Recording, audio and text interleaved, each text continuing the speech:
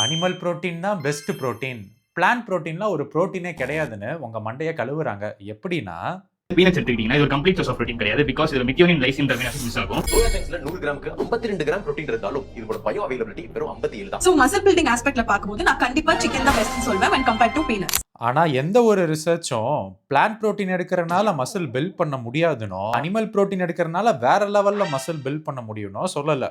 Animal protein எடுக்கிறனால ஒரு சின்ன advantage இருந்தாலும் பிளான்ட் புரோட்டீனோட கம்பேர் பண்ணும்போது அது பெரிய வித்தியாசம் இல்லனோ, சோயால இருக்கிற புரோட்டீன் மில்க் புரோட்டீனுக்கு ஈக்குவலான எஃபெக்ட் மசில் பில்டிங்க்கு கொடுக்குதுன்னு பல ரிசர்ச்சஸ்ல கண்டுபிடிச்சிருக்காங்க.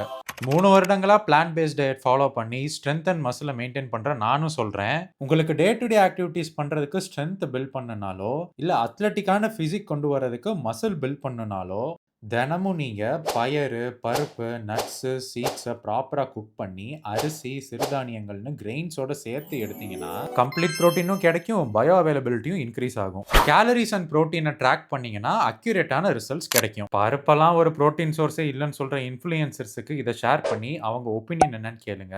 உங்களோட ஒப்பீனியன்ஸ் அண்ட் டவுட்ஸை கமெண்ட்ஸ்ல சொல்லுங்க.